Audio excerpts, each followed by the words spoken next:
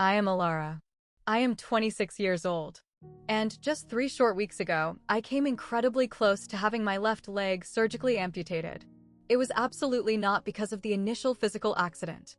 It was entirely because my biological family aggressively, maliciously refused to offer a single ounce of assistance. I want you to picture this horrific scenario. I am lying completely helpless in a sterile hospital bed, actively watching a severe, aggressive infection violently crawl up the skin of my leg exactly like a slow-burning red fuse. The attending physicians grimly informed me I possessed a maximum window of 48 hours. I desperately required exactly $10,000 in liquid cash to secure the emergency surgical procedure. So, in absolute terror, I picked up my phone and called my parents. My father's immediate, chilling response over the line? We actually just purchased a brand new luxury boat today. It cost $45,000. My mother coldly chimed in from the background, walking with a permanent limp for the rest of your life will probably teach you some much-needed financial responsibility. My older sister actually laughed out loud through the phone speaker. You will figure it out, Alara. You always do. And then, my 69-year-old grandmother unexpectedly appeared in my hospital doorway, clutching a thin paper envelope. Inside was exactly $800 in cash. She had quietly, desperately sold her late husband's antique, cherished woodworking tools, literally the absolute only physical possession she had left of him in this world. $800 was mathematically nowhere near enough capital to save my limb. But what miraculously happened next? That specific event permanently, violently altered the trajectory of my entire existence. Before I continue unpacking this nightmare, if this story of survival and betrayal resonates deep within your soul, please take a brief moment to engage with this video. But I ask that you only do so if you genuinely, truly want to hear exactly how this massive reckoning unfolded. And please, tell me down in the comments, exactly where in the world are you sitting right now and what time is currently showing on your clock? I desperately want to know exactly who is out there listening to my voice. Now, I need to pull you backward in time. Let me take you back exactly 4 weeks to the terrifying morning I woke up and realized I had completely lost all physical sensation in my lower extremity. 4 weeks ago. It was a bleak Tuesday morning, exactly 47 minutes past 6 o'clock. I had literally just finished a grueling 12-hour overnight shift working as a triage nurse at the Metropolitan Trauma Center. My exhausted body was aggressively running on nothing but cheap, stale coffee and sheer, ingrained muscle memory.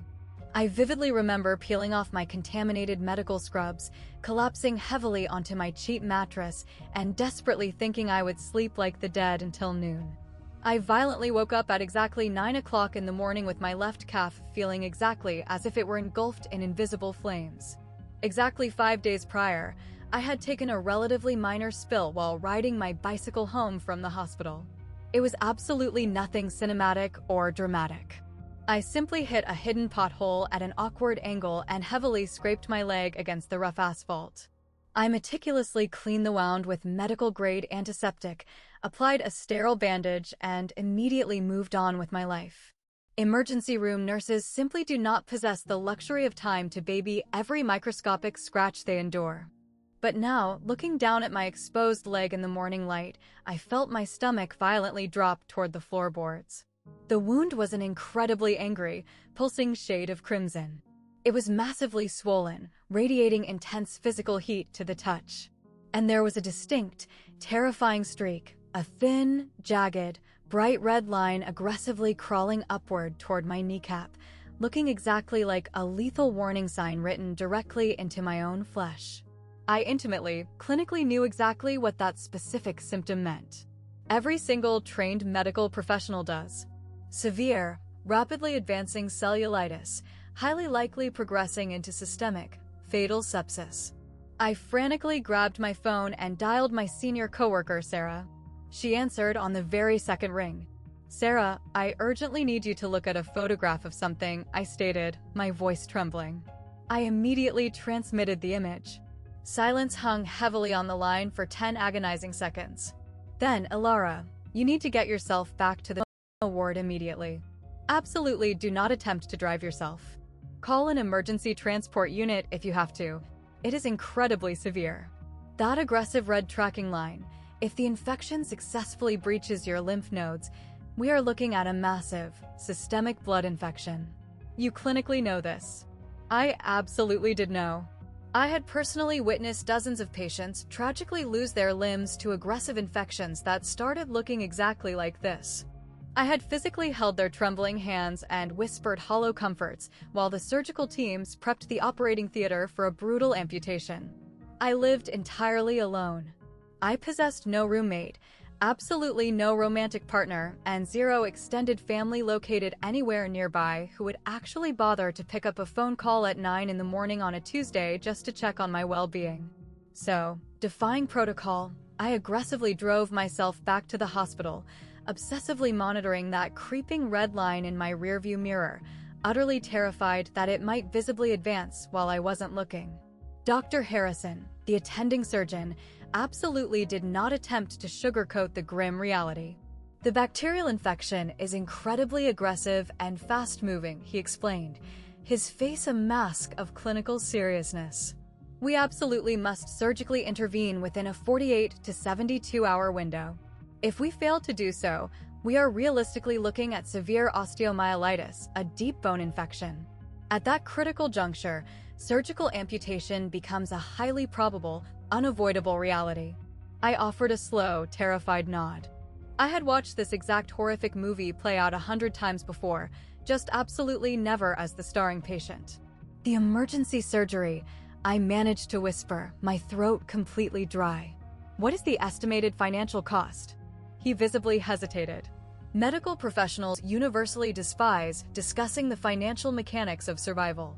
With the extensive surgical debridement, the prolonged 4-antibiotic therapy, and the highly probable skin grafting required, you are looking at approximately $15,000. Insurance coverage? Your administrative file indicates you are currently trapped inside a coverage gap. You are a relatively new employee here, still enduring the mandatory probationary waiting period. He was right. I had aggressively switched hospital networks exactly 3 weeks prior. I was desperately chasing significantly better hourly pay and slightly more humane scheduling. My previous, comprehensive health insurance policy was permanently terminated the exact afternoon I left my old position. My brand new, robust coverage would absolutely not fully activate for another entire month. The hospital's financial coordinator entered my room an hour later. He was a young, exhausted-looking man with deeply apologetic eyes. Your pending insurance policy will likely cover approximately $5,000 as an emergency, life-saving measure, he explained gently, reviewing his digital tablet.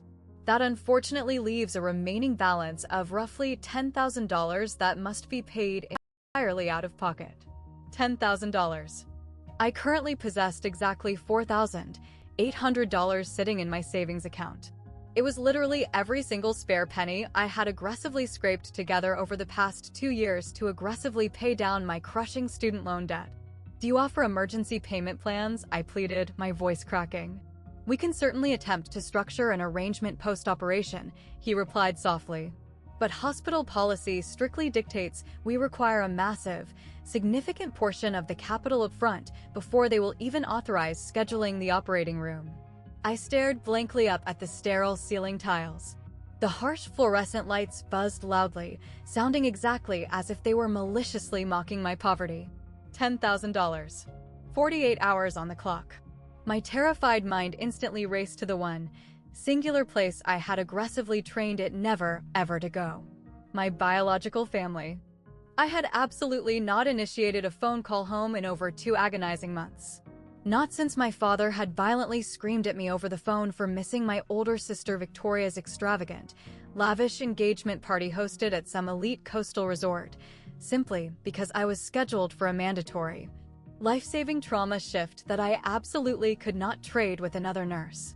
But this current situation was literally a matter of life, death, and permanent mutilation. Surely, I foolishly reasoned, that brutal reality changed the dynamic. Surely, sharing biological blood inherently meant something when toxic blood was literally poisoning my body from the inside out. I picked up my cell phone with trembling hands and dialed my mother's number. She finally answered on the 4th, prolonged ring. I could loudly hear the distinct, whirring sound of professional salon hair dryers blasting in the background. Clara, please hold on for a minute. I am currently situated at the salon. I waited in agonizing silence. 30 seconds passed. An entire minute. Okay, I am finally sitting in the quiet waiting area. What exactly is wrong? I took a massive, shuddering breath and meticulously explained the entire nightmare.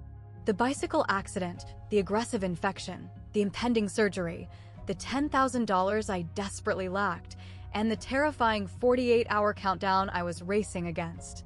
Total, suffocating silence echoed on the other end of the line. Then, her voice returned, dripping with venomous condescension. You absolutely always have some sort of dramatic crisis, don't you? I blinked, completely stunned. Excuse me? Drama, Clara. You perpetually manufacture exhausting drama. Your sister is officially getting married in 2 short months, and you are selfishly calling me with this nonsense. Mom, I screamed, panic finally breaking through. I could literally lose my entire left leg. A long, highly theatrical, exasperated sigh. Have you even bothered to try utilizing your health insurance? There is a massive coverage gap. I just explicitly explained that to you. Well, I absolutely cannot make massive financial decisions on my own. You are perfectly aware of that dynamic. Your father exclusively handles the major finances. I tightly squeezed my eyes shut, fighting back tears of frustration. Can you please desperately ask him? He is incredibly busy today. We are currently actively looking at purchasing luxury boats. Boats. My parents were leisurely shopping for luxury recreational watercraft while I was lying in a sterile bed watching a lethal infection actively climb up my leg. Mom, please. I am literally begging you for my life. Another heavy pause. Then her voice returned, significantly softer, but absolutely not a fraction kinder. I will casually mention it to him later.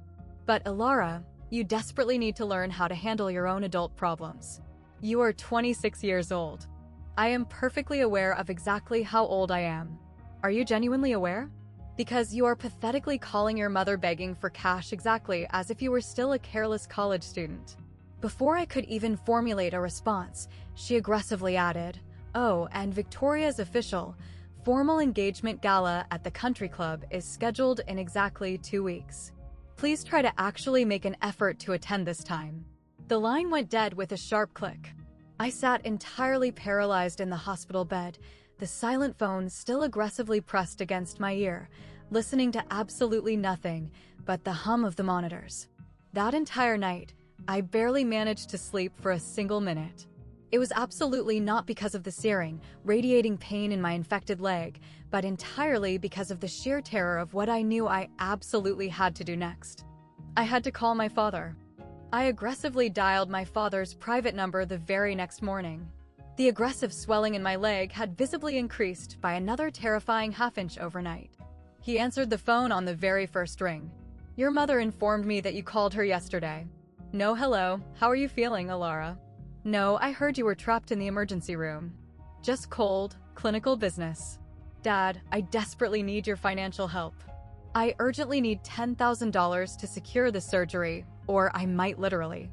"Let me aggressively stop you right there." His voice was incredibly calm, almost disturbingly cheerful. "Do you possess any idea what I accomplished yesterday afternoon?" I remained completely silent. I successfully purchased a boat. Exactly $45,000 in cash. A truly beautiful, 28-foot luxury sailboat. The absurd words absolutely did not process in my brain at first. It felt exactly as if you were speaking a foreign, alien language to me. "A massive luxury boat? It is an extravagant engagement gift for Victoria," he proudly continued. "Her fiancé's wealthy family owns a sprawling estate on the lake. This strategic purchase ensures we have something highly impressive to contribute. It forcefully shows their elite family that we are absolutely not just common nobodies." I gripped the plastic edges of my hospital phone so fiercely I genuinely thought the screen might shatter. "Dad, I am literally lying in a hospital bed. The bacterial infection is aggressively spreading. The attending surgeons explicitly stated. Arrogant doctors absolutely always aggressively peddle the absolute worst-case scenario," he interrupted dismissively. That is precisely how they maliciously scare vulnerable people into paying exorbitant fees. I am a highly trained trauma nurse, Dad. I clinically know exactly what I am looking at. Then you absolutely should know exactly how to handle it yourself. His tone instantly sharpened into a jagged blade. Listen to me very closely, Alara. Your sister is actively building a highly lucrative, elite future. She is strategically marrying into a very prominent, wealthy family. This boat is a critical financial investment. You are simply still a basic nurse earning 40 grand a year. That is absolutely not a viable investment. That is simply a sunk cost. A sunk cost. The man who contributed half my DNA just clinically referred to my existence as a sunk cost. You supposedly possess health insurance, he continued coldly. Utilize it. We already successfully raised you to the legal age of 18. Our biological and financial job is entirely, permanently completed. So that is an absolute no, I whispered, my voice breaking. That is a brutal, figure it out yourself. He paused for a fraction of a second. And perhaps this agonizing situation will finally teach you a valuable life lesson. You have inherently always had things entirely too easy. A little bit of severe struggle aggressively builds character. He hung up the phone. I absolutely did not cry. I was entirely too profoundly stunned and hollowed out to produce a single tear. $45,000 casually dropped on a recreational boat and absolutely $0 allocated to save my limb. My mother called my phone back approximately an hour later. She absolutely did not call to offer an apology. She called exclusively to aggressively justify his cruelty. Your father is absolutely not a heartless monster, Alara. He simply firmly believes in the concept of tough love. Tough love? I let out a sharp, hysterical laugh that sounded exactly like a violent cough. I could literally lose my leg today. You are wildly exaggerating the situation. You inherently always wildly exaggerate everything. I am physically looking at the infection right now, Mom. The aggressive red tracking line has already bypassed my kneecap. She completely ignored my medical assessment. You absolutely have to understand our perspective. We have generously given you so incredibly much over the years. The used car when you finally graduated high school. The minor financial help with your very first apartment security deposit. That lavish family trip to Florida when you were. The vehicle was Victoria's ancient, broken-down car that she explicitly didn't want to drive anymore. I interrupted, my voice trembling with rage. The minor apartment deposit was a strict loan that I aggressively paid back to you in full. And that specific Florida trip was a mandatory family vacation when I was literally 12 years old. See, this is exactly what I mean. You are completely, pathologically ungrateful. You intentionally refuse to remember the good things we do for you. I aggressively closed my eyes against the harsh room light. Mom, I am desperately asking for your help exactly one time for a catastrophic medical emergency that could permanently ruin my entire life. And I am explicitly telling you that sometimes we must violently learn from our own struggles. Her vocal tone adopted that highly specific, sickeningly preachy octave I had endured 1,000 times before. Having to walk with a permanent physical limp might actually teach you some real responsibility. It might aggressively make you think twice before selfishly quitting a stable, reliable hospital job just to chase after supposedly better opportunities. There it was. The absolute, unvarnished truth. She was maliciously blaming me for aggressively switching hospital networks, for proactively attempting to improve my grueling career trajectory. You honestly think I inherently deserve to have my leg surgically amputated simply because I accepted a significantly better job offer? I strongly believe that God intentionally places massive, painful challenges in our path for a highly specific reason. I possessed absolutely nothing left to say to her. Absolutely nothing that would not instantly emerge from my throat as a primal, violent scream. We genuinely love you, Alara. We simply cannot continue to enable your bad behavior. She abruptly hung up. Enable me. Exactly as if desperately begging for emergency, life-saving medical intervention was a toxic, selfish character flaw. Exactly as if deeply desiring to keep all of my biological limbs attached to my body was a terrible, destructive habit they aggressively needed to break me of. I stared blankly at the ceiling tiles and desperately tried to recall the absolute last time they had uttered the phrase, "I love you," without immediately attaching a massive, manipulative but to the end of the sentence. I honestly could not remember a single instance. Victoria called me later that exact same evening. For one incredibly brief, stupidly naive moment, a tiny flicker of hope ignited inside my chest. "Hey, Clara. Mom mentioned you were trapped in the hospital." "Yeah, I have a severe, aggressive bacterial infection in my leg. I desperately require emergency surgery." Wow, that absolutely sucks. She genuinely did not sound like she thought it sucked in the slightest. She sounded incredibly distracted and bored. "So, are you officially planning to attend the massive engagement gala? I urgently need to submit a finalized headcount to the caterers." I almost burst into hysterical laughter. "Victoria, I might literally lose my entire leg.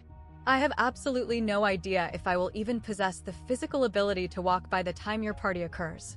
"Oh, please. Come on. Do not be so incredibly dramatic." She let out a light, tinkling, dismissive chuckle. "You will absolutely figure it out. You always miraculously do." "Did Mom and Dad explicitly tell you that they aggressively refused to help finance the surgery? I mean, it is absolutely not like they possess an unlimited, magical money tree, Clara. They literally just purchased a $45,000 luxury boat for you." Total, suffocating silence hung on the line. "Then, that is entirely different. That is a massive, strategic financial investment in our family's overall future. Jason's elite family possesses massive societal expectations and my physical leg is absolutely not worth investing in? Do not maliciously twist my words around. Look, I am genuinely sorry you are enduring this annoying medical issue, but I absolutely cannot help you either. The upcoming wedding is obscenely expensive. We are financially stretched incredibly thin." I lay there and thought about all the countless times I had aggressively covered for Victoria's mistakes. The times I had blatantly lied to our parents about her whereabouts during high school. The thousands of dollars I had foolishly loaned her that she absolutely never bothered to repay. The endless, exhausting hours I spent listening to her superficial problems without ever receiving an ounce of the same support in return. "Victoria, I have absolutely never, ever asked you for a single favor in my entire life, and I have never attempted to guilt trip you, but here we are." Her vocal tone instantly turned freezing cold. "Figure it out yourself, Clara. Take out a massive, high-interest personal loan. Set up a pathetic online crowdfunding page. I honestly do not know what you should do, but absolutely do not expect me to sacrifice a single dime of my wedding fund simply because you managed to get yourself an infection." She paused briefly, then added, "Oh, and please do not forget the gala is strictly black tie optional. Do not humiliate me by showing up wearing your cheap medical scrubs." Click. I slowly lowered the phone and stared blankly at the sterile hospital wall. 3 desperate phone calls. 3 brutal, malicious rejections. Not a single, genuine, "I am so sorry," that actually meant anything. I was completely, utterly alone in the universe. Or so I falsely thought. I absolutely could not manage to sleep. The large, glowing digital clock mounted on the hospital wall aggressively read 11:47 p.m. Exactly 31 hours remaining until the absolute surgical deadline expired. I possessed $4,800. I desperately required $10,000. And I possessed absolutely no one left on Earth to call for help. Then, the heavy wooden door to my room slowly creaked open. My grandmother silently stood in the dim doorway. Josephine Hayes, 72 years old, her stark white hair pulled back tightly into a simple, elegant bun, wearing a faded knitted cardigan I had seen her wear 1,000 times before. She appeared significantly smaller and frilier than I remembered. "Grandma." My voice violently cracked. "How on earth did you get here?" Linda from my church congregation generously drove me. I heard exactly what happened. She walked across the room incredibly slowly, pulled up a plastic chair, and sat directly beside my bed. Her hand gently found mine. It was incredibly warm, the skin thin and papery, trembling ever so slightly. "Does it hurt terribly?" she asked softly. Not, "Why didn't you call me?" Not, "What exactly do you need?" Just, "Does it hurt?" I immediately started violently crying. I absolutely could not stop the tears. She silently held my hand through the entire breakdown. She did not attempt to rush my grief. She did not offer empty platitudes telling me to be strong. She just peacefully allowed me to completely fall apart. When I finally managed to catch my ragged breath, she slowly reached deep into her worn leather purse and pulled out a plain white envelope. $800, she stated quietly. I intimately know it is absolutely not enough, Grandma. No. I aggressively sold Arthur's antique woodworking tools. The entire set. My heart completely stopped beating in my chest. Those specific tools were absolutely sacred to her. My late grandfather had lovingly built beautiful, custom furniture utilizing those exact tools for over 40 years. After he tragically passed away, Grandma kept them meticulously arranged in the garage exactly like a holy shrine. She would frequently go out there and polish the metal just to feel emotionally closer to his memory. Grandma, you absolutely cannot do that. The transaction is completely finalized. Her voice was incredibly firm and unyielding. Linda purchased them. She graciously paid significantly more than they are actually worth because she intimately knows exactly what they meant to me. She firmly pressed the envelope directly into my trembling hands. Arthur absolutely would have wanted this. He loved your soul immensely, Clara. And so do I. I literally could not speak. $800 was absolutely not going to save my leg. But in that specific, agonizing moment, it miraculously saved something else entirely. It firmly reminded me that genuine, unconditional love still existed somewhere in the universe, even if it absolutely was not located where I originally expected to find it. I urgently want to pause the narrative right here for just a brief moment. My biological parents aggressively refused to provide $10,000 to save my limb, but my elderly grandmother sacrificed absolutely everything she had left of her husband to scrape together $800. So, I want to pose a direct question to you. What exactly would you have done in my situation? Comment Grandma if you believe she deserves to be endlessly treasured. Comment boundaries if you strongly believe I should have permanently cut my toxic parents out of my life right then and there. And if you haven't already done so, please consider hitting that subscribe button. This story is just getting started. Now, let me reveal exactly what transpired next.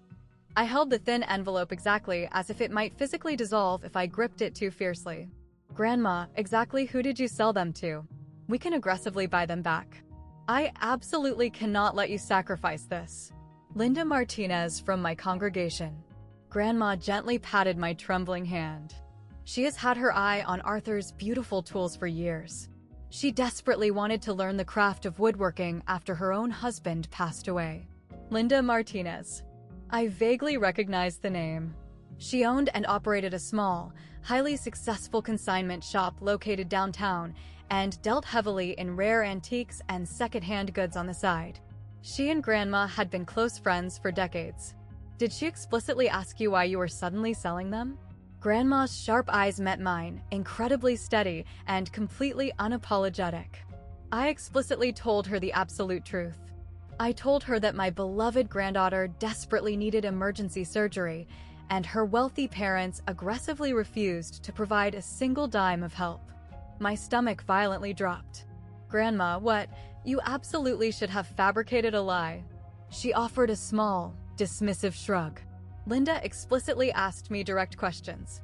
I provided her with direct, honest answers. She was absolutely horrified, by the way. She asked me twice if I was entirely certain about my own daughter's actions. Beatrice, my mother, Grandma's own biological child. What exactly did you tell her?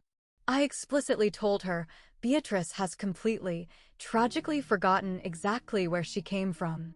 Grandma's voice softened significantly. But there was absolute, unyielding iron buried underneath the softness. Your mother was absolutely not always this monstrous, Clara. She violently changed the exact moment she married your father.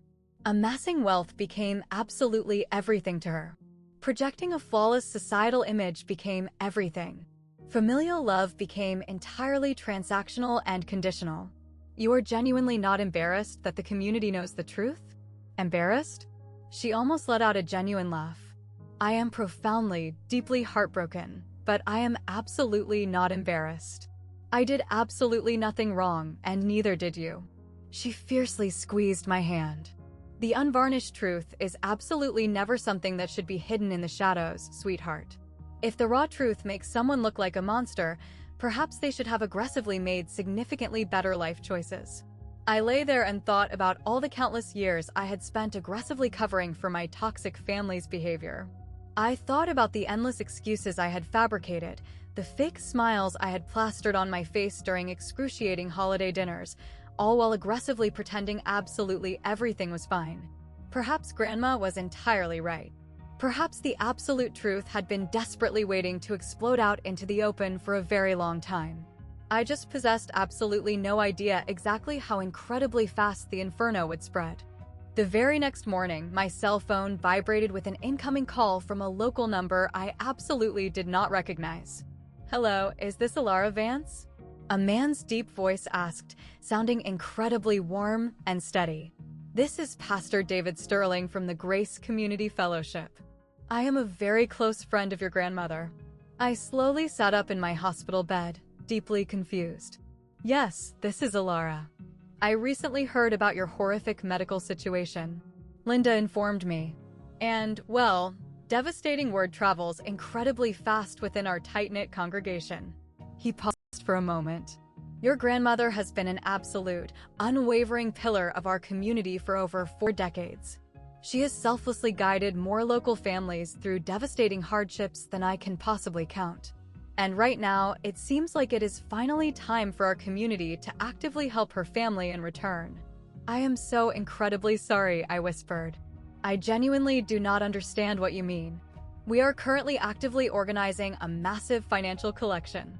Absolutely nothing fancy or corporate, just ordinary people who desperately want to give back a fraction of what Josephine has given to them over the years." His voice softened beautifully. "I absolutely cannot guarantee exactly how much capital we will successfully raise, but I desperately wanted you to know that you are absolutely not fighting this battle alone." I literally could not force my vocal cords to function. Complete strangers, individuals I had absolutely never laid eyes on, were aggressively pooling their hard-earned money to help me survive. Meanwhile, my own biological parents were leisurely browsing catalogs for luxury boat accessories. "Pastor Sterling, I honestly do not even know what to say." "You absolutely do not have to say a single word. Just aggressively focus entirely on healing and getting better." He visibly hesitated on the line. "One more critical thing, Alara. Several individuals in the congregation have asked me if they should proactively reach out to your parents to attempt to explain the gravity of the situation, and perhaps strongly encourage them to reconsider their refusal to help." My blood instantly ran freezing cold. "What exactly do you mean by that?" "Several people in our community are well acquainted with your prominent family. Your mother and father attend a massive, wealthy megachurch across town, but this is ultimately a very small, interconnected city. People love to gossip." The sterile hospital walls literally felt as though they were violently closing in on me. If this scandalous information got back to my parents, if they suddenly discovered that the entire local community knew exactly what horrific abuse they had committed. "Pastor," I pleaded, panic rising in my voice. "I am absolutely not trying to cause a massive, public scandal. I completely understand." His voice remained incredibly gentle, yet unyielding. "But I absolutely have to ask you. What exactly would you like us to do?" The massive, devastating question hung suspended in the sterile air exactly like a live grenade with the safety pin already half pulled out. I lay awake for that entire, agonizing night obsessively thinking about Pastor Sterling's profound question. Every single, deeply ingrained biological instinct inside my brain screamed at me to aggressively protect my family's pristine reputation. That is exactly what I had been aggressively trained to do for my entire existence. When my arrogant father violently yelled at service workers, I quietly apologized and left massive tips on his behalf. When my mother delivered incredibly cruel, cutting remarks during Thanksgiving dinner, I seamlessly changed the subject to diffuse the tension. When Victoria maliciously took credit for my creative ideas, I simply let the theft go. Keep the artificial peace. Absolutely do not rock the massive boat. Be the compliant, invisible, good daughter. But look exactly where that toxic compliance had ultimately gotten me. Lying utterly helpless in a sterile hospital bed, actively watching my leg slowly rot away, while the exact people who were biologically obligated to protect me gleefully purchased a luxury boat. I thought intensely about Grandma Josephine desperately selling Arthur's cherished antique tools, selflessly giving up the absolute last physical piece of her late husband simply to scrape together a pathetic $800, while her own biological daughter, my mother, could not even be bothered to skip a mundane salon appointment. I slowly picked up my cell phone and dialed Pastor Sterling's number. "I have officially made a definitive decision," I stated, my voice shaking. "Regarding the question you asked me yesterday, I am actively listening. I am absolutely not going to ask you to aggressively contact my parents, and I am absolutely not going to ask you to keep a single detail of this nightmare a secret either." I took a massive, shuddering breath. "If people in the community ask you exactly what happened to me, please tell them the absolute, unvarnished truth. I will absolutely not attempt to stop you. I will absolutely not deny the facts. Are you entirely certain about this, Alara? This action could incredibly complicate your family dynamics permanently. My familial dynamics are already irreparably, catastrophically complicated. I am completely, permanently done aggressively lying simply to make my abusers feel comfortable."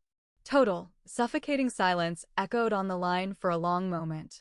Then, that required an immense amount of raw courage to articulate.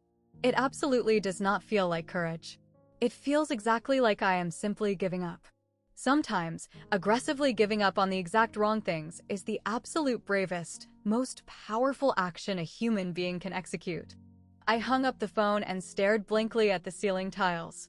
For 26 entire years, I had served as the family's designated secret keeper, the exhausted peacemaker, the invisible glue holding the broken pieces together.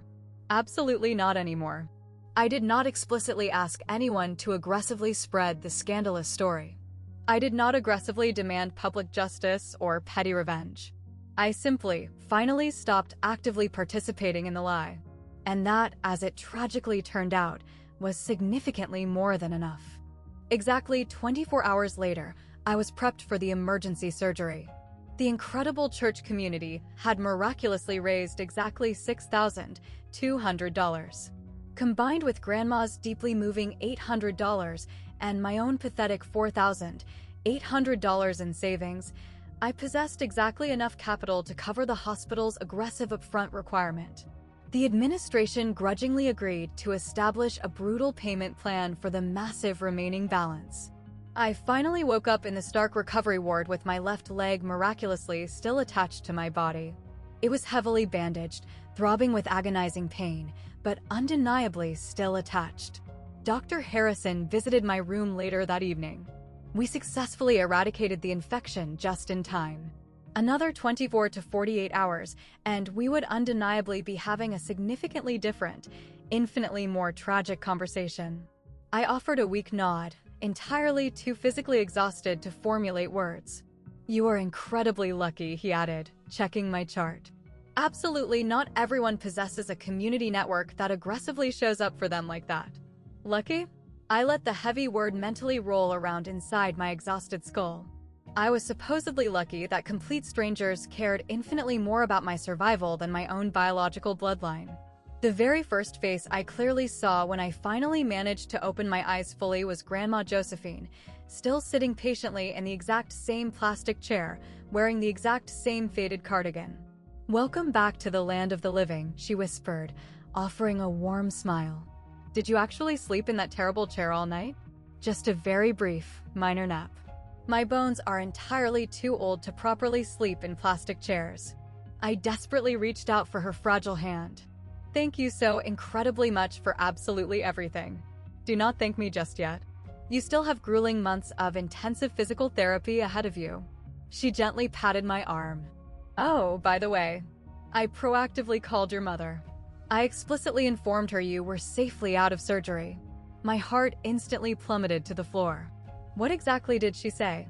Grandma's facial expression remained completely impassive, but something dark and terrifying flickered behind her eyes. She explicitly asked, "Who exactly paid for the procedure?" Of course she did. Not, is my daughter actually going to survive? Not, thank God she didn't lose her limb. Just aggressively tracking the finances. What exactly did you tell her? The absolute truth. I told her that my incredible church community stepped up and provided the funds.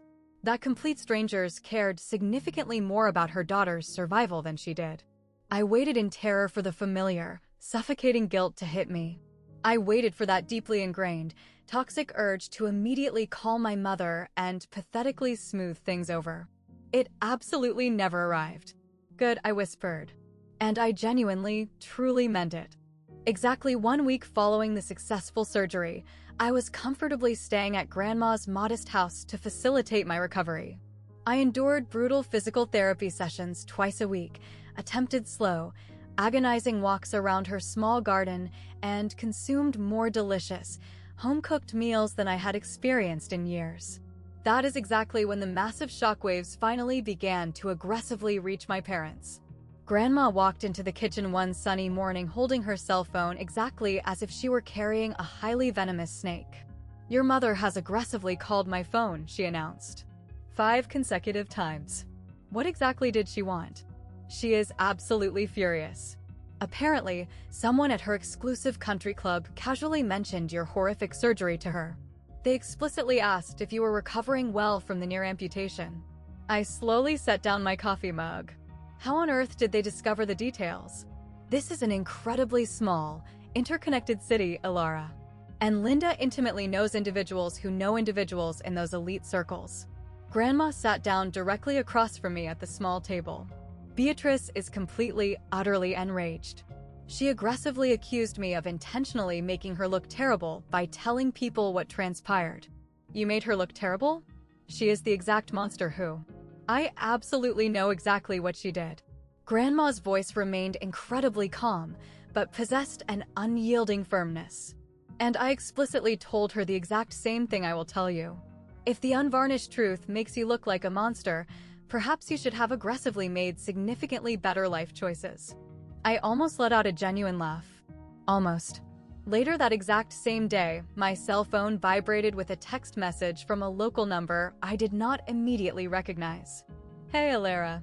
It is Uncle Arthur, your father's younger brother. I just heard the horrifying details about what happened to you. I am so profoundly sorry. Truly, deeply sorry. Uncle Arthur." I had barely seen the man in over a decade. There was some massive, ancient, unspoken tension existing between him and my father that absolutely no one in the family was permitted to discuss. "Can I please call you?" I rapidly typed back, "Yes." He called me exactly 10 minutes later.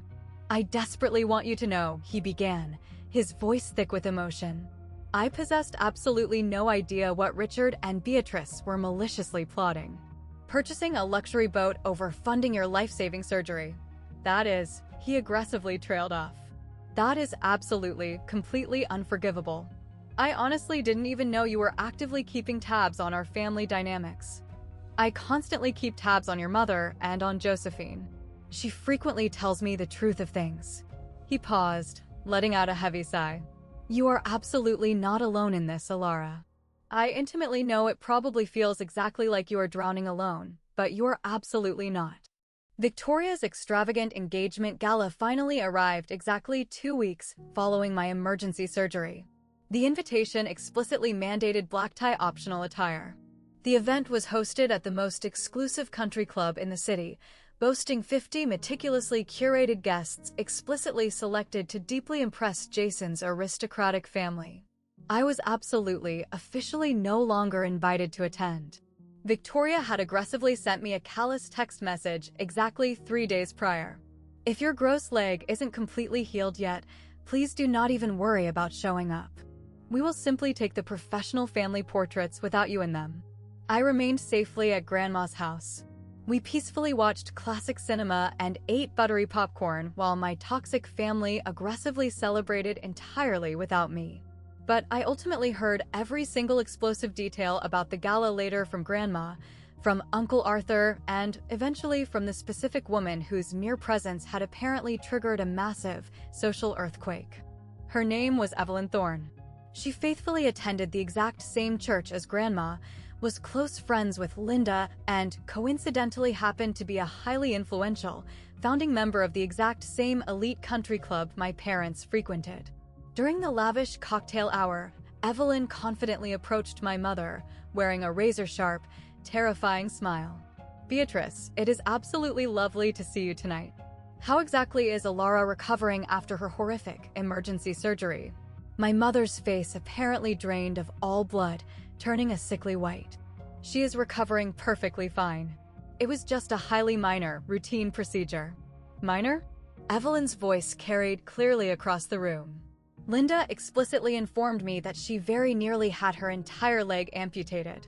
Thank goodness our humble church congregation was able to step up and provide the critical funding.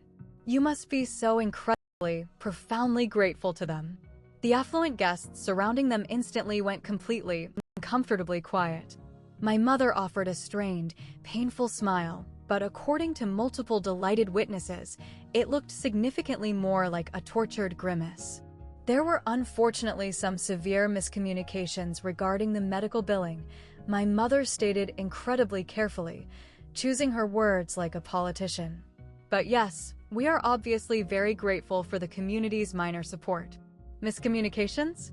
Evelyn slightly tilted her head, her eyes gleaming with malice.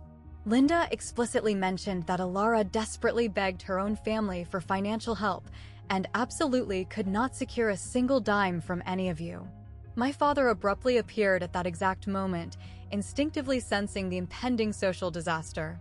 "Evelyn," he stated through tightly clenched teeth. "It is always a pleasure." "Richard," Evelyn replied smoothly. "I was simply inquiring with Beatrice about the health of your younger daughter. It is a truly terrible, tragic situation, but I suppose these horrific things inevitably happen when an individual's financial priorities become violently mixed up." She casually glanced around the opulently decorated ballroom, taking in the towering, expensive ice sculptures and the flowing, premium champagne fountain. "Anyway, this is a truly lovely, extravagant party. Enjoy the evening." She confidently turned and walked away. For the absolute remainder of the evening, I am reliably told, the lavish engagement gala felt exactly like attending a highly expensive funeral with slightly better catering. Exactly 2 weeks following the disastrous engagement party, Pastor Sterling called my phone again. "Clara, I deeply hope I am absolutely not overstepping my boundaries here, but I desperately wanted to run a specific concept by you." I was peacefully sitting in Grandma's vibrant garden, agonizingly practicing walking without the assistance of my medical crutch. "Please go right ahead. Your grandmother's 80th birthday is rapidly approaching next month. Our entire congregation desperately wants to throw her a massive celebration. Absolutely nothing overly extravagant, just a joyous gathering at the church fellowship hall. Good food, live music, and surrounded by people who genuinely love her." I smiled genuinely for the very first time in weeks. She would absolutely adore that. "There is slightly more to the proposal," Pastor Sterling hesitated, his voice dropping an octave. "Some individuals in the congregation strongly desire to formally invite your parents and your older sister. The underlying thinking is that perhaps, if absolutely everyone is gathered together in a highly supportive, spiritual environment, there could potentially be an opportunity for some genuine healing and reconciliation." My stomach instantly violently tightened into a knot. "Or, there could be a catastrophic, explosive disaster. That is exactly why I am calling you first, Clara. What exactly are your thoughts?" I silently watched a small bird gracefully land on Grandma's wooden fence, peck at a stray seed, and effortlessly fly away. It was an existence so incredibly simple, so entirely unburdened by toxic family drama. I absolutely do not want to risk turning Grandma's milestone birthday into a violent, screaming confrontation, I stated finally. The entire day should be exclusively about celebrating her, absolutely not about dealing with my horrific mess. I completely understand your hesitation, Clara. But Josephine's immense, heartbreaking sacrifice for your survival is permanently woven into the fabric of her story now. People desperately want to publicly honor that sacrifice. We are absolutely not planning to aggressively call anyone out or shame them. We simply want to celebrate her legacy. And if my toxic parents choose to show up and aggressively make a massive scene, then they will simply expose their true, monstrous colors in front of 80 people who already intimately know exactly what they did to me. I thought deeply about the proposition. Grandma had selflessly spent over 40 years relentlessly giving absolutely everything to this community. She deeply deserved a massive party. She inherently deserved to be entirely surrounded by individuals who actually, genuinely loved her soul. If my parents possessed the utter inability to handle that reality, perhaps it was absolutely not my problem to manage anymore. Okay, I finally agreed. Let us execute the plan. I will gladly help you organize it. Thank you so much, Clara. I promise you, this will mean the absolute world to her. I desperately hoped he was right, but I absolutely could not shake the terrifying, sinking feeling that something massive was about to violently break wide open. Aggressively planning the birthday celebration meant spending significantly more time at Grandma's house, meticulously sorting through mountains of old photographs and locating appropriate decorations. Exactly 3 days prior to the massive event, I was deeply rummaging through the back of her bedroom closet, searching for a specific, vintage photo album, when I unexpectedly uncovered the box. It was a heavy, battered cardboard box, incredibly dusty, and labeled simply Arthur in severely faded black marker. I instinctively knew I should respectfully leave it alone, but an irresistible, magnetic force pulled me to open the flaps. Tucked inside the box was the original, crumpled receipt from Linda's consignment shop. Exactly $800 for one vintage, professional woodworking tool set. The receipt was dated the exact same day I was violently admitted to the emergency room. And resting directly underneath that receipt was a handwritten letter addressed to my dearest Arthur. I explicitly knew I absolutely should not read it, but my eyes aggressively caught the very first line of text before I could physically stop myself. My eternal love, I was violently forced to let your beautiful tools go today. The remainder of the long letter was a devastating, heartbreaking confession written directly to her deceased husband, meticulously explaining exactly why she had desperately sold the absolute only physical possession she had left of him. It detailed how she had watched her own biological daughter slowly mutate into someone she absolutely did not recognize anymore. How she desperately needed him to understand from beyond the grave that helping Clara survive was absolutely not a betrayal of his memory. It was fiercely honoring absolutely everything he had ever taught her about the true meaning of family. Beatrice has completely, tragically forgotten what truly matters in this universe. But I absolutely have not.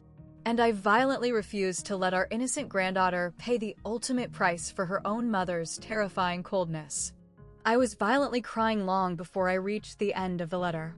The heavy closet door softly creaked behind me. I was honestly wondering exactly when you would finally stumble across that box. Grandma stood quietly in the doorway. She was not angry, just incredibly, profoundly tired. I am so incredibly sorry. I absolutely should not have read this. It is completely fine, Clara. Arthur would absolutely want you to know the truth. She slowly walked over and gently took the fragile letter from my trembling hands. I frequently write letters to him. It helps keep his spirit close to my heart. Grandma, I am so incredibly sorry for. Do not ever feel sorry for me, sweetheart. I made my choice, and I would aggressively make the exact same choice 1,000 times over. She carefully placed the letter back inside the box, but something else entirely caught my eye. Her cellular phone was resting on the nearby dresser. A text message notification was glaringly visible on the locked screen. It was from my mother. If you dare to publicly embarrass this prominent family at that ridiculous party, I will absolutely never, ever forgive you. Grandma calmly followed my gaze to the illuminated screen. Beatrice has inherently always been significantly better at issuing violent threats than offering genuine apologies. We are finally approaching the climax of the story. Grandma's massive 70th birthday celebration. 80 confirmed guests. And my parents are explicitly confirmed to attend. Absolutely everything I have detailed for you so far, the brutal medical rejection, the luxury boat purchase, the agonizing $800 sacrifice, it is all about to violently collide inside a single, crowded room. So, I urgently need to ask you, what exactly do you think is going to explode? Comment truth if you strongly believe absolutely every toxic secret should be dragged into the light. Comment peace if you believe I should desperately try to make quiet amends. And please, hit that subscribe button right now. You absolutely do not want to miss the devastating fallout that happens next. The highly anticipated day of the party finally arrived. The Grace Community Church's massive fellowship hall had been spectacularly transformed. Elegant white tablecloths, vibrant floral centerpieces, a touching, continuous photo slideshow projected near the main entrance, and 80 chairs meticulously arranged around circular tables, each illuminated by a soft, glowing candle. Grandma remained entirely oblivious to the scale of the event. We had successfully convinced her that we were simply attending a highly modest, quiet lunch with a few close friends.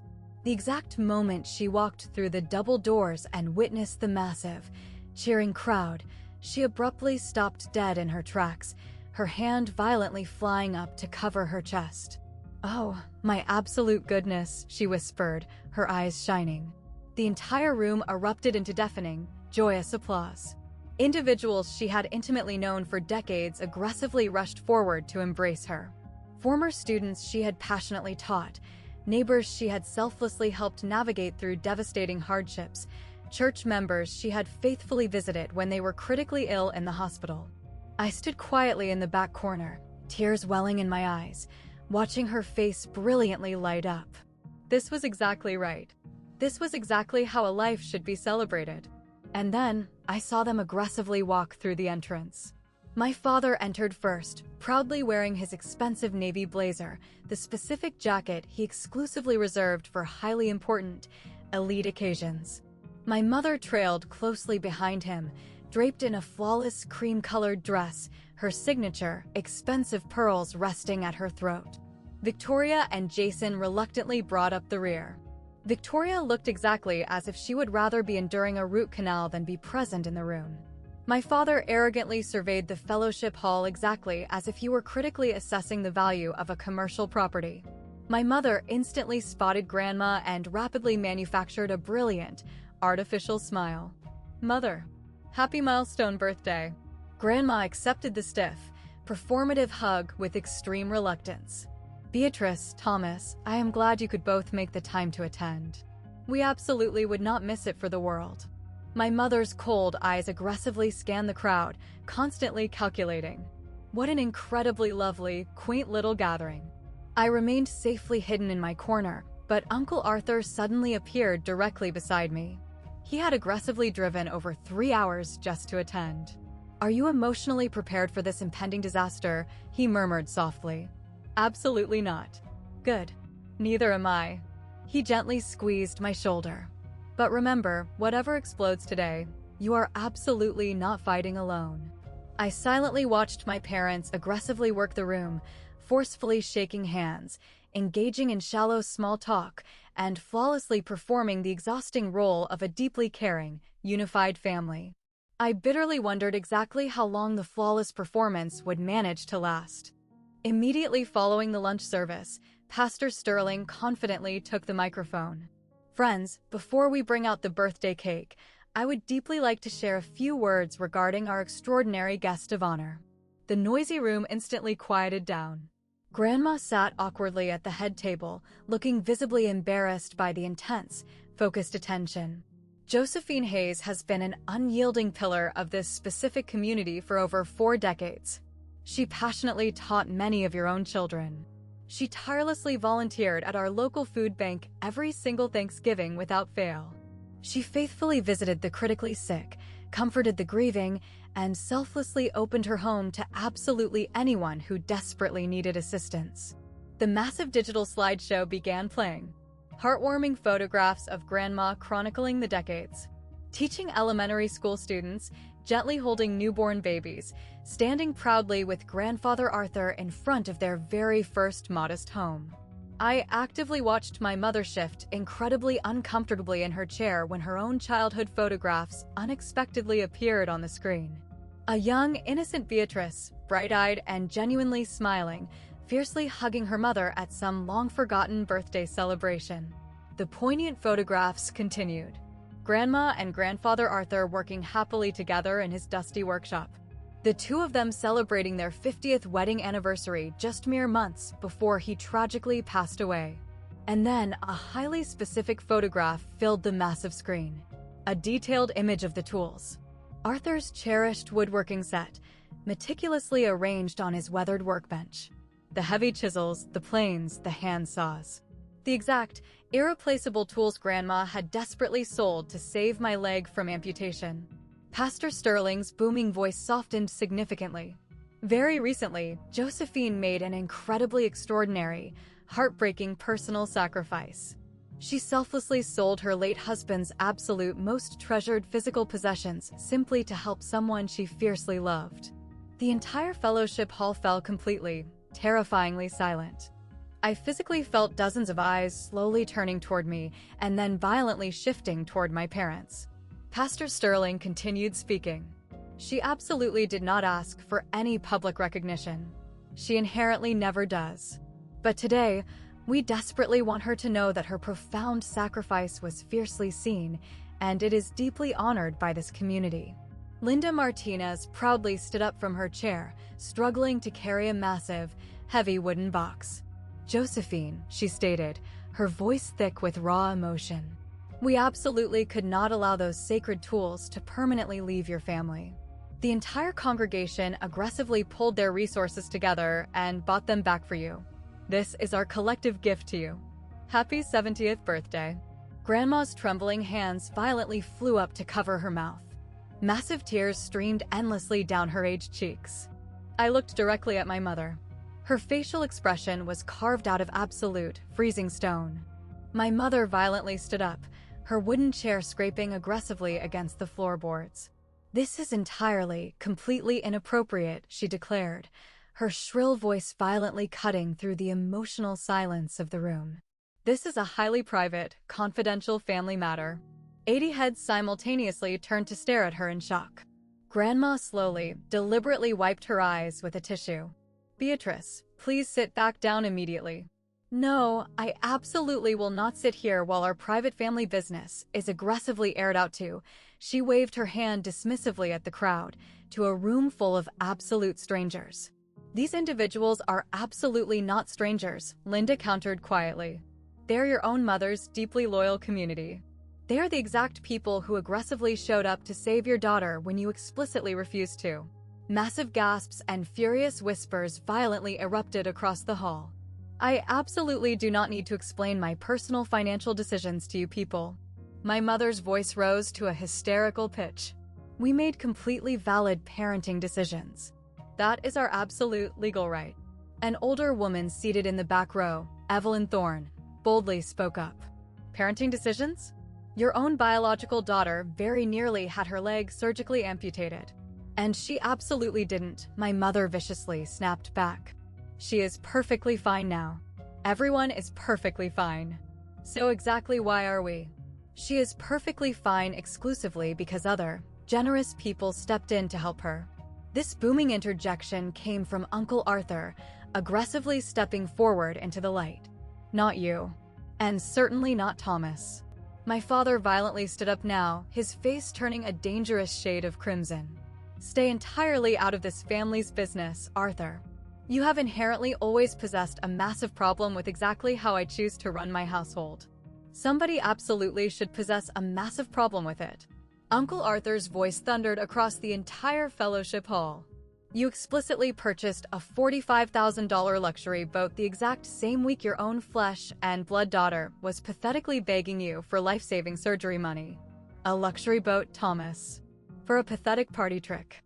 All while Alara was lying in a hospital bed watching a lethal infection climb up her leg." The entire room violently exploded into furious murmurs and outraged shouts.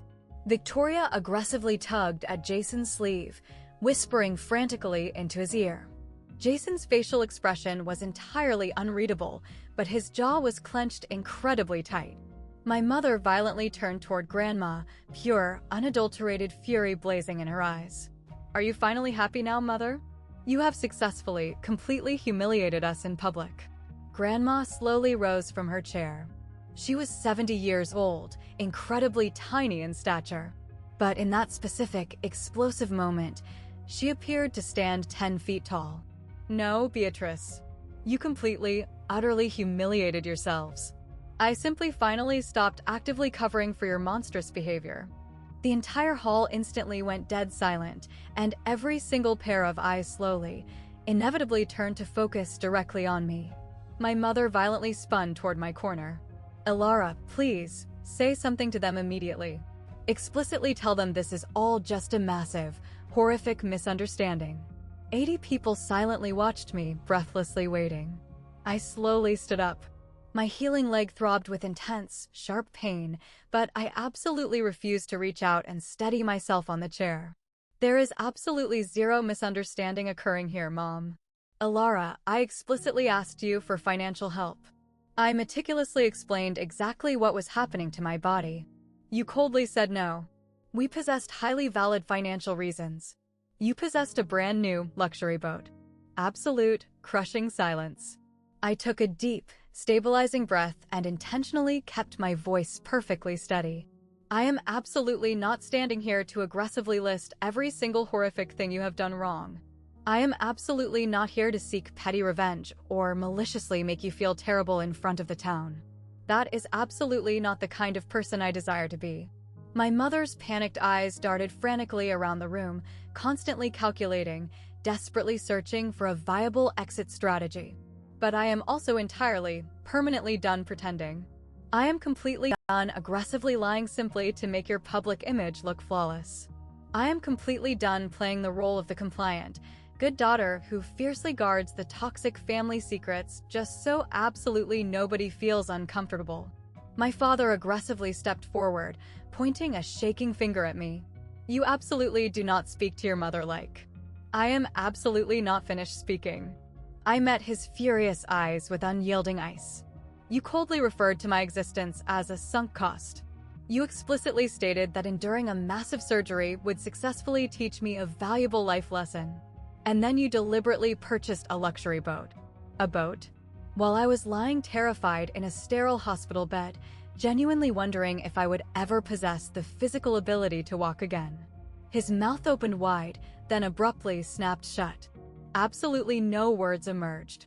So, here is exactly what is going to happen moving forward, I announced, my voice ringing with finality. I am aggressively setting an ironclad boundary today. From this exact moment onward, I exclusively decide who gets the privilege of being considered family to me. And the concept of family absolutely does not mean individuals who merely share my bloodline. It strictly means the specific individuals who actually show up when it counts.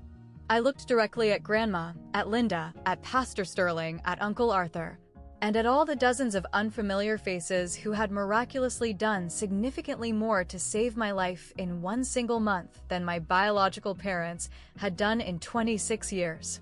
You are absolutely not tragically losing a daughter today, I stated, turning my focus back to my mother.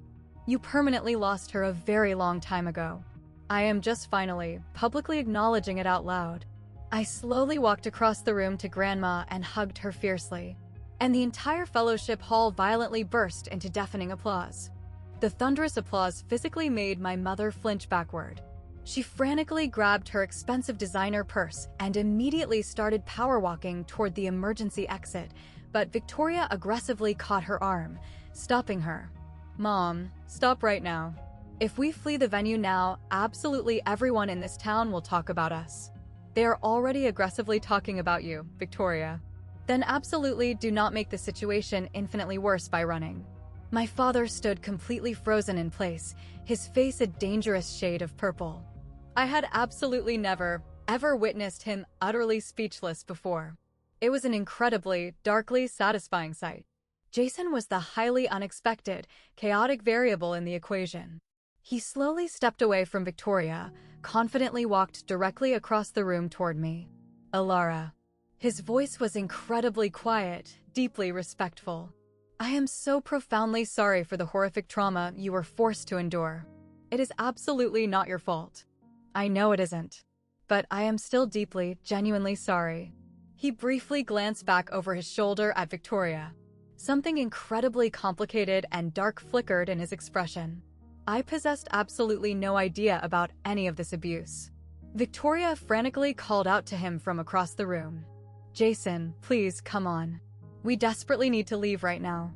He visibly hesitated. Victoria, perhaps we should actually stay. You should speak with your grandmother. She is absolutely not my grandmother's biggest fan right now. Maybe that is the exact core of the problem. I silently watched him slowly walk back over to her side. The intense, hushed conversation that immediately followed was entirely too quiet for me to overhear, but I clearly saw Victoria's facial expression violently shift from deep irritation to something that looked terrifyingly like pure panic. Meanwhile, Grandma stood proudly at the gift table, fiercely clutching the heavy wooden box of antique tools, completely surrounded by loving friends who desperately wanted to hug her, shake her hand, and passionately tell her how incredibly brave she was. She caught my eye through the crowd and offered a brilliant smile. That specific smile communicated absolutely everything. It was entirely worth the fallout. My father finally located his lost voice. This situation is absolutely not over, Alara. I slowly turned to face him one final time. You are entirely correct. But it is absolutely no longer up to you how this story ends. He angrily opened his mouth to deliver a response, but Uncle Arthur aggressively stepped directly between us, forming a physical barrier. Thomas, Beatrice, I strongly believe it is definitely time for you to exit the premises. This is my mother's joyous party, and you are actively, aggressively ruining it. For a very long, agonizing moment, absolutely nobody moved a single inch. Then, my mother aggressively grabbed my father's arm and violently pulled him toward the exit doors. Victoria quickly followed close behind them, her expensive heels clicking loudly against the floor. Jason trailed at the absolute rear of the group, stopping to look back exactly once before permanently disappearing into the hallway. The heavy doors clicked shut, and the joyous birthday celebration seamlessly continued entirely without them. Immediately following the dramatic departure, the suffocating, toxic tension violently drained from the massive fellowship hall exactly like dirty water rapidly emptying from a bathtub. People seamlessly resumed their joyous conversations. Someone happily turned the festive background music back on. Grandma was proudly escorted to the center of the room to finally cut her massive birthday cake, entirely surrounded by lifelong friends aggressively snapping photographs. I quietly slipped out the side door to get some fresh air. The sprawling church parking lot was completely, peacefully quiet. My healing leg throbbed with a dull, persistent ache. I had undeniably been standing for entirely too long. I found a secluded wooden bench near the main entrance and sat down heavily, allowing the crisp, cool evening breeze to wash over my exhausted body. I heard the sound of heavy footsteps approaching from behind me. It was Jason. Do you mind if I take a seat? He asked softly. I wordlessly gestured to the empty space on the bench. He sat down heavily, aggressively loosening his expensive silk tie. Well, he exhaled deeply. That was certainly something to witness. I am incredibly sorry you got violently dragged into the middle of my family's explosion. Absolutely do not be sorry. He stared blankly up at the darkening sky. I am actually incredibly glad I was forced to witness it. Victoria and I have been exclusively dating for over 2 years. I genuinely, foolishly thought I intimately knew her family dynamic. And now I am brutally realizing I only ever knew the highly curated, toxic version they explicitly wanted me to see. We sat together in heavy silence for a long moment. She is absolutely not an evil monster, I found myself quietly saying. Victoria, she was aggressively raised entirely differently than I was. She always received absolutely everything she ever demanded, and I exclusively received the scraps left over. It violently shaped our personalities differently. You are actually defending her actions right now? I am simply clinically explaining her pathology. There is a massive, fundamental difference. I looked directly at him. I absolutely do not hate my older sister. I do not even harbor hatred for my parents. I am simply, permanently done allowing them to violently hurt me. Jason nodded his head very slowly in understanding. That is a significantly healthier perspective than I would possess. Please, ask me that exact same question again in 6 months. He actually laughed, a genuine, warm laugh, and then stood up from the bench. For whatever it is truly worth, Clara, I firmly believe you are the absolute strongest, most resilient person in that entire bloodline. I probably learned it directly from my grandmother. I can absolutely tell. He hesitated for a second. I really need to go speak with Victoria. We have a massive amount of incredibly difficult things to figure out. I genuinely wish you the best of luck. He turned and walked away into the darkness. I silently watched him leave, deeply wondering exactly what would ultimately happen to their impending marriage. Then, I slowly stood up and walked back inside the hall to joyously celebrate with the specific people who actually, genuinely loved me. Exactly 1 week later, Uncle Arthur called my phone with highly explosive news. Jason has officially postponed the wedding. I abruptly set down my coffee mug. Postponed? Not permanently canceled? Postponed entirely indefinitely. He explicitly informed Victoria they desperately need to aggressively work through some massive fundamental issues first, explicitly including the horrific manner in which her family treats vulnerable people. I logically knew I should have felt a surge of triumphant, vindictive victory. I absolutely didn't. I just felt incredibly, profoundly tired. How exactly is Victoria handling the news? Absolutely terribly. She aggressively called your parents, screaming hysterically. She maliciously blamed them entirely for the absolute disaster at the party. They instantly attempted to deflect and violently blamed your grandmother. Your grandmother apparently laughed and hung up the phone on all of them. Good for her. There is actually more news. The luxury boat. Thomas aggressively listed the vessel for sale early yesterday morning. That genuinely surprised me.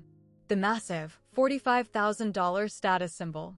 As it brutally turns out, aggressively showing off your wealth to Jason's elite family absolutely does not matter very much when Jason's family suddenly harbors severe, foundational concerns regarding your basic moral character.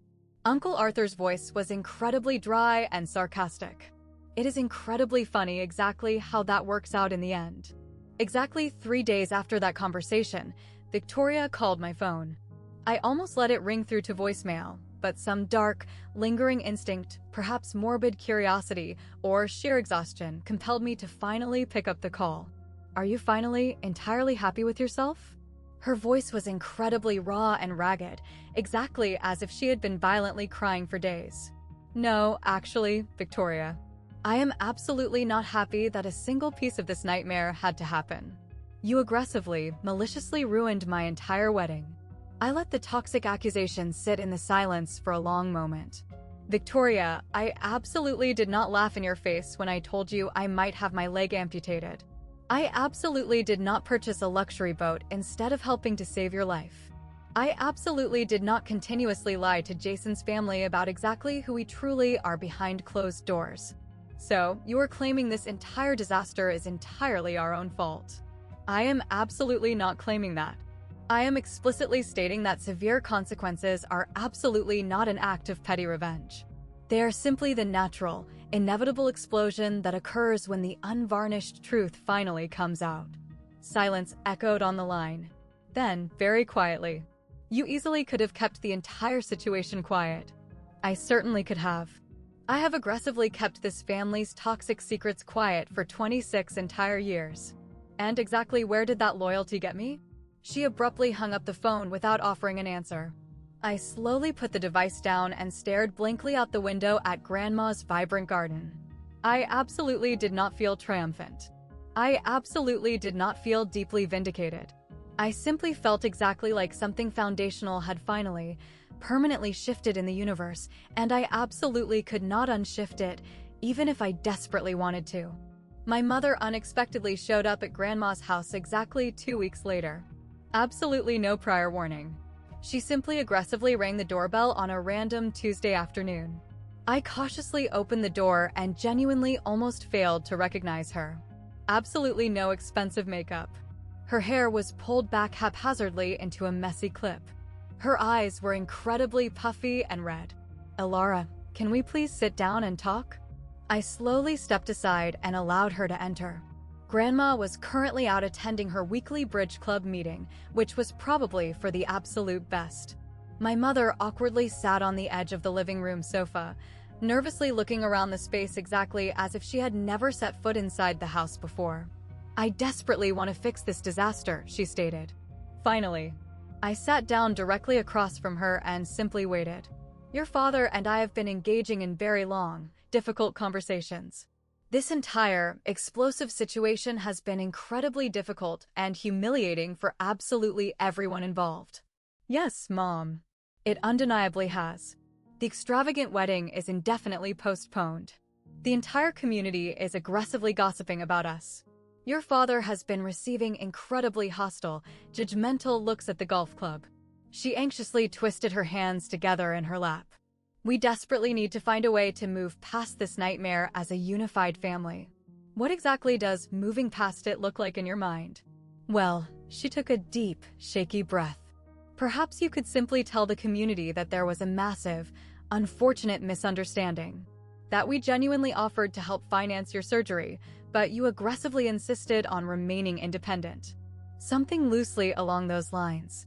I sat completely still and stared at her, desperately waiting for the punchline to the horrific joke. The punchline absolutely never came. "You literally want me to publicly lie for you." "I desperately want our family to begin healing, Alara. And sometimes, true healing requires aggressively acknowledging exactly what happened, Mom, not maliciously covering it up." Her facial expression violently flickered, pure frustration aggressively breaking through the fragile, apologetic mask. "I am desperately trying to meet you halfway here." "No, Mom. You are exclusively trying to desperately protect your shattered social reputation. Those are absolutely not the same things." "So, exactly what do you demand from me? A groveling apology?" "I absolutely do not want a single thing from you, Mom. That is exactly what I have been desperately trying to communicate to you." I leaned forward aggressively. "A pathetic apology will absolutely not magically erase what you did to me. What I desperately need moving forward is extreme distance, ironclad boundaries, and the absolute space to live my life without being constantly abused by the exact people who are biologically supposed to love me." Her face instantly hardened into stone.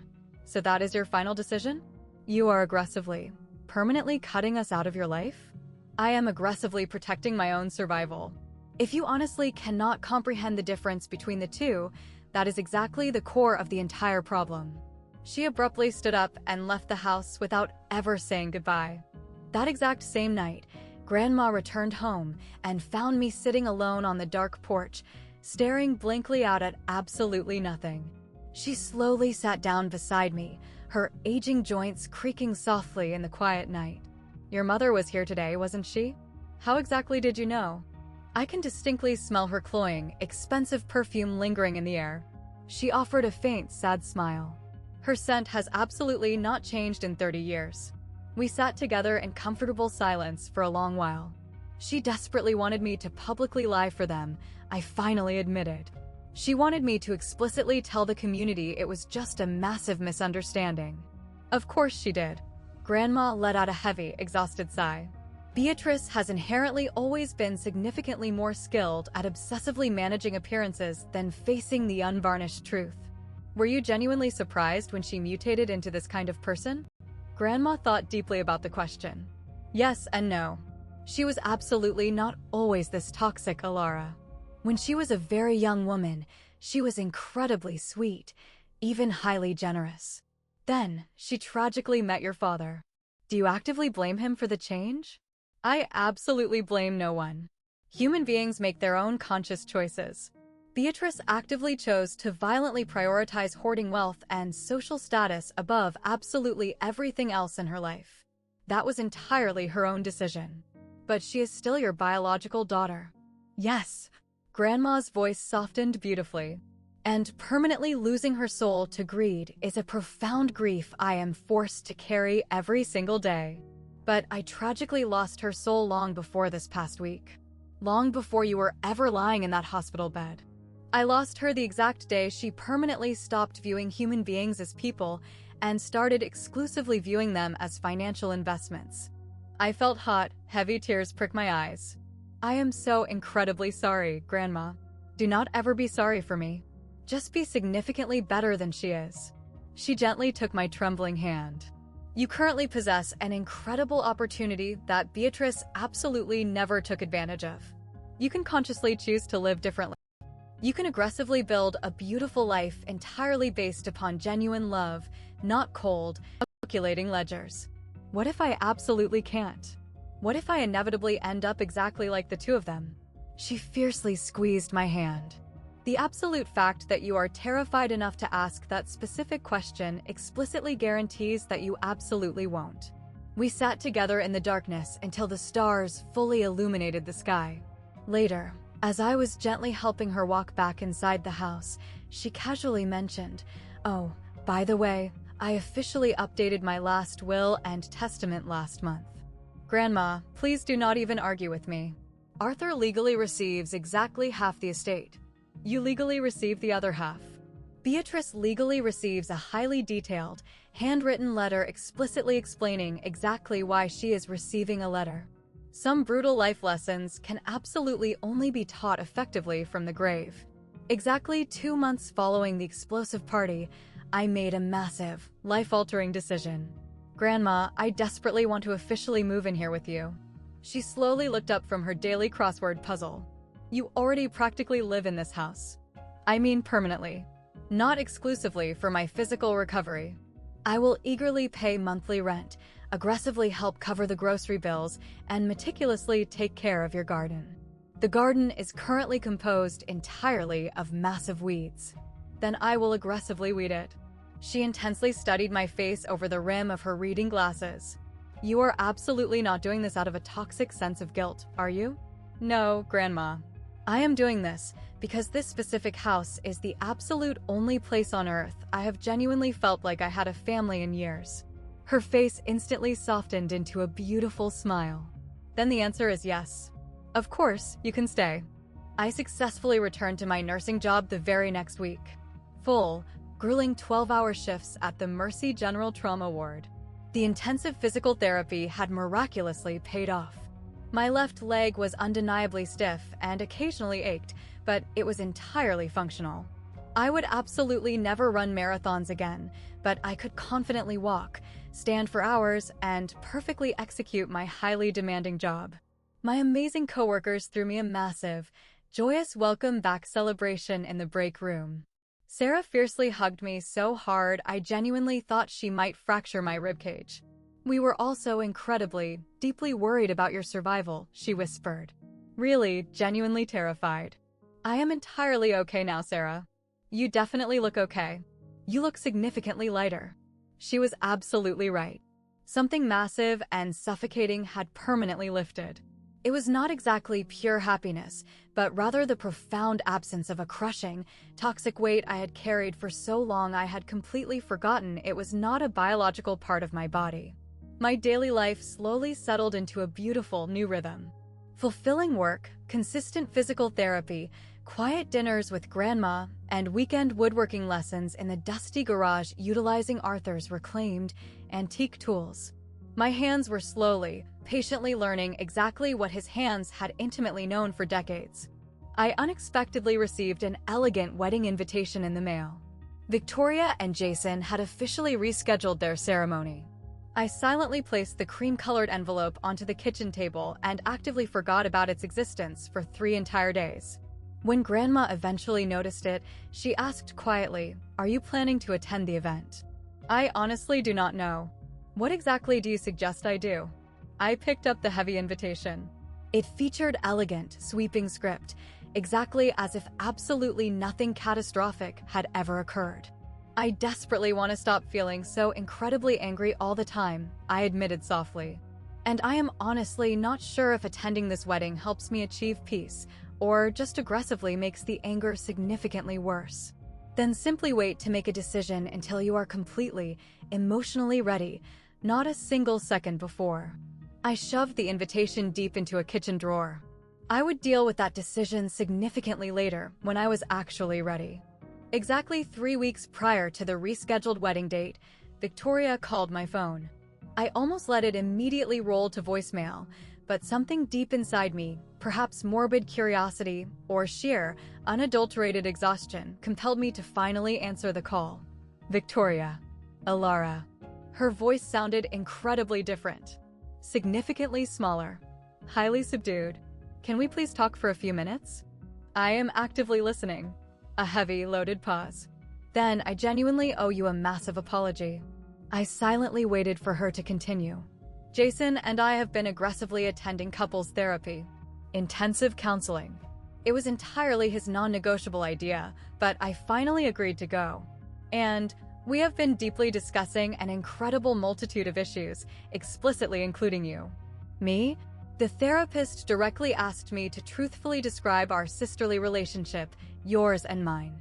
And I immediately started rattling off all the specific times I arrogantly thought you had been overly dramatic, pathetically needy, or desperately attention-seeking.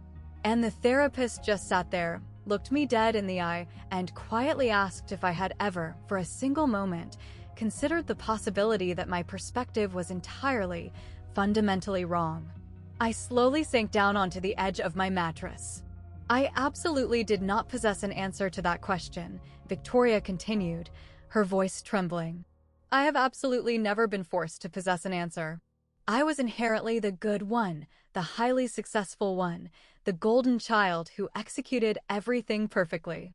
And you were always just existing in the background, constantly complaining. I was absolutely not complaining, I whispered. I know that. I explicitly know that reality now. Her voice violently cracked. When you terrifiedly told me you might actually lose your entire leg, I literally laughed out loud. I laughed at your trauma, Alara. What kind of horrific monster actually does something like that? Someone who was absolutely never taught how to possess an ounce of empathy. Silence echoed on the line. The therapist explicitly stated the exact same thing, that I had actively learned to view human beings exactly the way mom and dad view them, strictly as useful assets or completely useless burdens. And you were absolutely never considered a useful asset to my personal plans. So, I aggressively, maliciously dismissed your humanity. I honestly did not know what to say to her. This was absolutely not the arrogant, entitled Victoria I had intimately known my entire life. I am absolutely not calling to beg for your immediate forgiveness, she stated clearly. I am simply asking you to know that I finally, truly see the reality of the situation now. I see exactly what horrific things I did, exactly who I was, and exactly who. And exactly who are you currently trying to be, I asked. Someone desperately trying to be significantly better. That is undeniably a good start. Will you please consider attending the wedding ceremony? I honestly do not know the answer to that yet. But Victoria, thank you so much for actually making this phone call. That is something you have absolutely never, ever done before. I ultimately decided to attend the wedding. Not because I had magically, instantly forgiven absolutely everyone. Not because the shattered family dynamic was magically repaired. But simply because Grandma desperately wanted to attend, and she explicitly needed a reliable person to drive her. The rescheduled ceremony was significantly smaller and far more intimate than originally planned. 60 curated guests instead of the original 200. A beautiful, outdoor botanical garden venue instead of the aggressively elite country club. Jason's wealthy family sat entirely on one side of the aisle, looking highly polite but undeniably uncomfortable with the situation. My parents were physically present. My mother was draped in expensive champagne silk, my father wearing a tailored suit that awkwardly no longer fit his frame properly. He had noticeably lost a significant amount of weight due to the severe stress, according to Uncle Arthur. They clearly saw me walk into the venue accompanying Grandma. My mother immediately started aggressively walking toward us, then abruptly stopped, visibly changed her trajectory, and went to artificially greet someone else instead. That was completely fine by me. Victoria looked absolutely breathtaking. Deeply nervous, but undeniably beautiful. When she slowly walked down the grassy aisle, she briefly caught my eye and offered a tiny, almost imperceptible nod. It was just a microscopic acknowledgement, but it was significantly more genuine connection than we had successfully shared in years. The reception dinner was undeniably awkward in specific places. There were numerous guests who intimately knew the explosive story, and guests who possessed absolutely no idea what had transpired. Conversations abruptly died the second certain names were accidentally mentioned. I absolutely did not linger at the reception for long.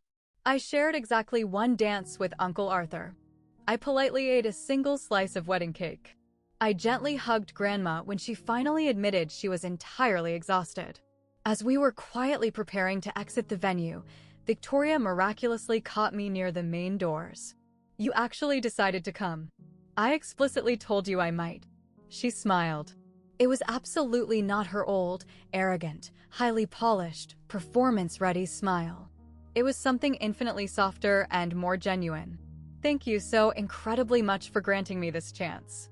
I am currently giving both of us a chance, Victoria." She hugged me. It was brief and highly tentative. We were absolutely not sisters who hugged each other. But perhaps, eventually, we could slowly learn how. In the car ride home, Grandma gently patted my knee. "How exactly do you feel in your soul right now?" I thought deeply about the question. "I feel okay. Not incredibly fantastic, not utterly terrible. Just simply okay. Okay is absolutely enough, sweetheart. For right now, simply being okay is more than enough." I quietly drove us home through the deserted, dark streets, passing suburban houses glowing with warm, lit windows, and passing the massive hospital where dedicated strangers had literally saved my leg from amputation. Okay was definitely enough for right now. 6 full months later, my leg had completely, miraculously healed. A small, silvery scar aggressively ran up my left calf, slowly fading into the skin. Dr. Harrison jokingly referred to it as my ultimate battle wound. I quietly referred to it as my permanent, physical reminder. I had successfully been promoted to the role of shift supervisor at the Mercy General Trauma Ward. Significantly better working hours, substantially higher pay, and I managed a dedicated team of nurses who deeply respected my expertise. Grandma and I had successfully settled into an incredibly easy, beautiful daily rhythm. I happily cooked our meals on the weekdays. She stubbornly insisted on cooking on the weekends. We religiously watched trivia game shows every single night at exactly 7 o'clock. She was actively, passionately teaching me the art of woodworking. It was highly basic, beginner stuff, but it was incredibly satisfying to my soul. My hands were slowly learning exactly what Arthur's hands had intimately known for decades. Victoria and I exchanged casual text messages sometimes. Absolutely nothing incredibly deep or heavy. Just basic check-ins. "How are you holding up today? I saw this ridiculous meme and instantly thought of you. Happy birthday." It was absolutely not profound emotional closeness, but it was also absolutely not freezing coldness either. My biological parents aggressively kept their distance. My mother mailed a highly generic, store-bought Christmas card containing a completely artificial, printed message. My father did not bother to send absolutely anything. I genuinely did not expect him to. But the deafening silence absolutely did not hurt my soul the way it used to. It simply was what it was. One busy afternoon, a terrified, exhausted patient's daughter urgently stopped me in the sterile hospital hallway. She was a middle-aged woman, looking completely emotionally drained. "You're the specific nurse who almost had her leg amputated, correct?